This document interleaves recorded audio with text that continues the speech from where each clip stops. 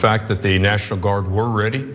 They were ready to act, and they were slow-walked by the Secretary of the Army, apparently with some thoughts that he was going to join the Biden administration. He was invited to come to the hearing today, but he declined, and he would have been under oath, and he would have had to answer some very, very hard questions. You said slow walked it for, say that last line again, I'm sorry, about joining the Biden administration? Yeah, he tried to slow walk it. The thoughts are that he possibly wanted to pursue a position in the Biden administration. I don't have firsthand knowledge of that, but that's what one of the general working diagnoses is, as we say.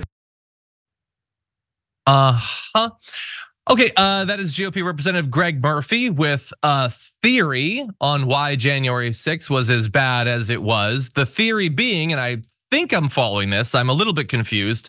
Not just me, the Newsmax host over there, Max Headroom's a little bit confused too.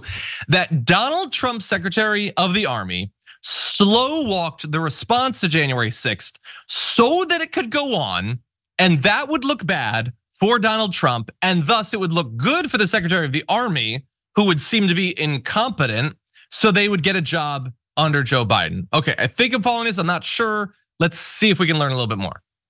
Not to interrupt you, but how would that get him a potential position within the Biden administration? Just go into that a little bit. Well, it allows more and more time for the January 6th, riots or whatever we want to call them to occur, to really grow and to fulminate, rather than getting the National Guard there in time and stopping this. No, he slow walked it to allow more chaos to occur. I mean, that would certainly track.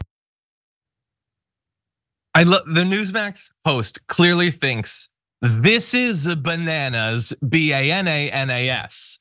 And yet he can't say this. He's like, yeah, that would track. I'm still employed, right? I'm still employed. I haven't been canceled by the right. Okay, good. That would track.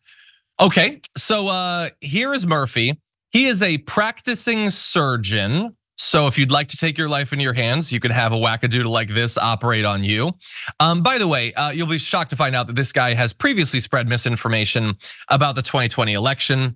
We'll see if we can get to some of that. He objected, by the way, to Biden's electoral college victory, which is interesting because if the theory that this guy is putting forward is slow walking the response, making the transfer of power look chaotic, is a way to help out Joe Biden, then I don't think the Secretary of the Army is the only person who is trying to get a job under the Biden administration. Hey, I'm glad you're here. Listen, in order for the damage report to keep on going, we need viewers like you to become a member on YouTube.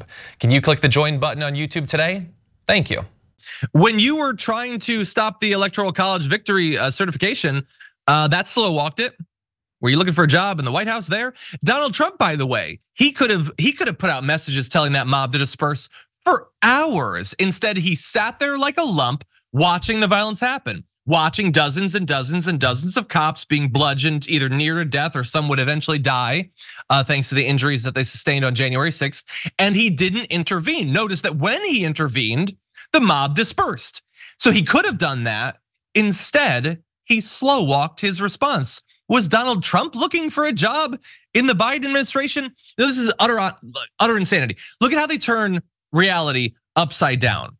The worse the mob was, the more suspicious Joe Biden becomes. Okay, Joe Biden didn't organize the mob. Okay, if you didn't want Donald Trump to look bad, maybe try not trying to overthrow the election. Try not initiating a coup if you think the coup could be bad for PR. That would be my advice for them. And this guy, still an elected official, okay? He's still questioning all this stuff. I'm gonna end with one quote from him. He says, our founding fathers were geniuses and every region needs to have a voice. If we were to do it by popular vote, 5 cities would determine the fate of the nation. We wouldn't know about the breadbasket of the Midwest or the Colorado Rockies telling us what is going on. So this is a very good compromise rather. Okay, so you hear this sort of argument a lot from the right, and I'm gonna try not to go on a long rant, which I totally could. I could talk for an hour straight about this. 5 cities would not determine the results of the election. And you're hypothetical, the people in 5 cities might determine the results of the election. And do you know why? Because people's votes are the thing that are supposed to determine this. Now, I understand the right doesn't really get that and doesn't like it. It's why after every election, they spread those like red and blue maps of the country where all the countryside that has 1 or 2 people in it like takes up huge areas, and then a city with millions is a tiny little thing. They seem to think that land is supposed to vote, not people. So they think that it's unfair that lots of people would determine the results of an election. So equality, every vote being equal, is unfair. Them having more of an influence over the election, inequality, is fair. It's very Orwellian. Makes perfect sense to them. I don't know what Kool-Aid they're drinking. It seems delicious because they haven't given it up after literally decades.